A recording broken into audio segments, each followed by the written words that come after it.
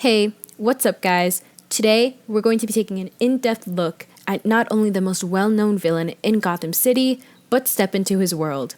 No, we're not looking at Cesar Romero, not Jack Nicholson, nor Heath Ledger, even though he played Joker very well, and definitely not Jared Leto, but the infamous Joaquin Phoenix. Now, if it was not already obvious, we will be talking about, that's right, Joker. Throwing this right off the bat, Joker, in general, has been well known for his notorious deeds and causing trouble in Gotham City, only to be defeated by Batman himself. But we never really understood who Joker really was or how he came to be the villain that he was. Although this movie does revolve around Joker and gives the audience a pathway to understand him better, the reason for the movie being made was to show the socio-political issue surrounding the ignorance that exists in society when it comes to mental illness. By the end of the movie, we empathize with the Joker through the glimpses of his tragic early life, his mental illness, and see him in a different light. Although being the most gross-rated R movie of the year in 2019, just days after the film was released, there was much debate over whether the film should be released, as critics even labeled the movie dangerous. With Joker now less than 2 weeks from release, critics and the fan community are already musing over what has been discussed as the dangers of the film and the titular character's portrayal, whether they've seen the movie or not. The conversation posits that as a film about a deranged man whose mental breakdown leads to deadly violence, it could be unintentionally portraying the Joker as a heroic or an inspirational figure. However, the only way to understand mental illness is trying to comprehend what goes into the mind of a mentally ill person if we are ever able to combat this issue in our society. Arthur Fleck, or Joker, is the main protagonist in the movie. In the beginning of the movie, we see him talking to his social worker, and just as this is introduced, people can already get an idea of what is actually wrong with Arthur. We see him with tremulous hands, smoking, making minimal eye contact and very minimal response from his social worker when Arthur asks her for more medication. In fact, he is told that his sessions will no longer continue as there will be no more funding from the government. Although he is on medication, he still suffers from his neurological disorder of abruptly laughing at inappropriate times. Society still lacks to understand this condition. This is seen in the movie when he is sitting in the train, minding his own business, when suddenly he begins to laugh because he feels awkward, witnessing and being around 3 boys who are harassing a young woman. These 3 individuals then believe that he is laughing at them, and they proceed to beat him up, and this then leads to their fatal death.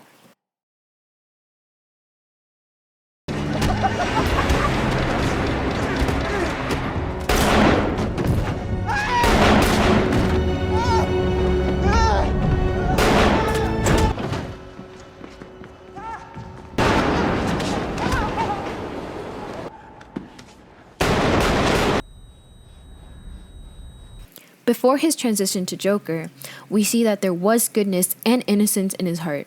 Despite him having a neurological disorder where he laughs inappropriately when he becomes nervous or anxious, he strives to work as a clown and make people happy. Just as it is also seen while he is bringing entertainment and joy at a children's hospital. You're happy and you know it, and you really want to show it. If you're happy and you know it, stomp your feet. Through his work, he is also able to care for his mother, as he has been for the past few years. One day while working, he gets beaten down by a group of teenagers, where he is then left on the ground in an alley, and his boss then blames him for the incident. Then, when his coworker hands him a gun, he hesitates and states that a gun is not allowed, and that they were just kids. Randall. Not supposed to have a gun. It was just a bunch of kids. I should have left it alone. These points of goodness would soon be overshadowed after he learns the truth about his childhood. Just as he knew something was wrong with him, he believed something may have been wrong with his mother, as he could never figure out why she had such an obsession with Thomas Wayne, someone who was very rich, very powerful, and one of the most influential individuals in Gotham City. One day, Having read one of the many letters that his mother had written to Wayne, he saw that it was suggested that Wayne was in fact his father.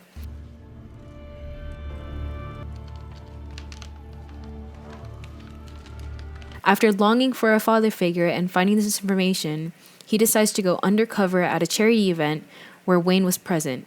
But what he learns from this confrontation was not what he expected. Wayne explains that his mother was not only delusional, but crazy as well, having a mental illness herself, and that he was adopted. In search for the truth, he goes to Arkham Asylum, where his mother had been admitted, and this is where he learns about his explicit abuse during his childhood by his mother and her boyfriend.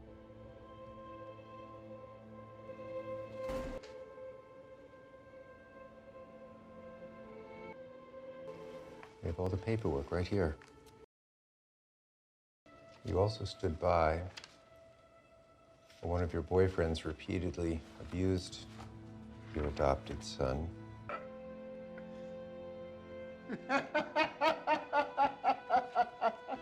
Penny, your son was found tied to a radiator in your filthy apartment, malnourished with multiple bruises across his body and severe trauma to his head. In disbelief, but in acceptance of these facts, he smothers his adoptive mother to death. After all of this, he is finally free. He finally understands himself more and has a better insight of who he really is. That's life. That's life. That's what all the people say. You're riding high, but I don't let it get me down. 'Cause this fine old world. This is seen through him not only happily exclaiming that he is off his medication, No, I feel good. I stopped taking my medication. but through him dancing freely, joyfully, and while kicking up his feet in public.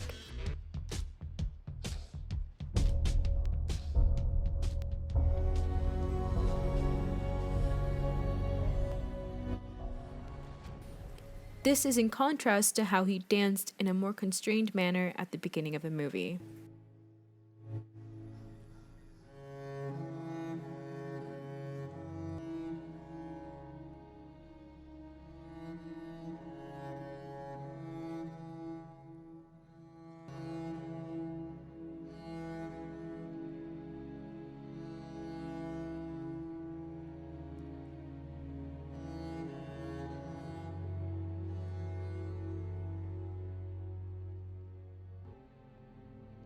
Joker is aware that society has failed him, and he clearly points this out to Murray, a TV show host, before he shoots him. Everybody is awful these days. It's enough to make anyone crazy.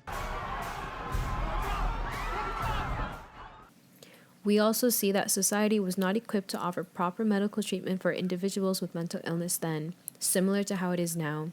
Joker even states that people were making such a big deal about the 3 young men that he killed because they were Caucasian and rich. But if he had been killed, people would have walked right past him.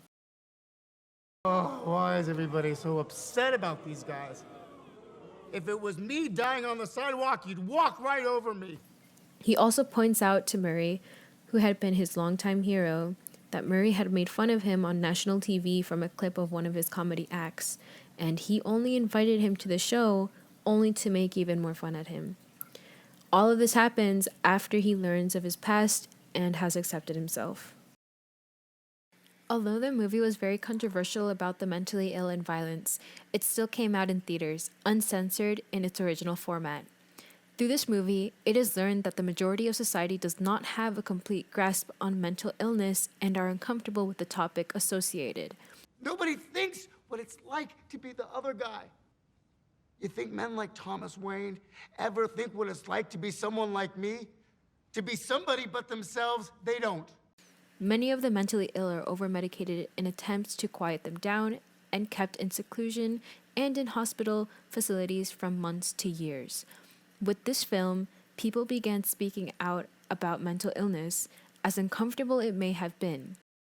However, Joker gave us a glimpse of how the mentally ill may think and act.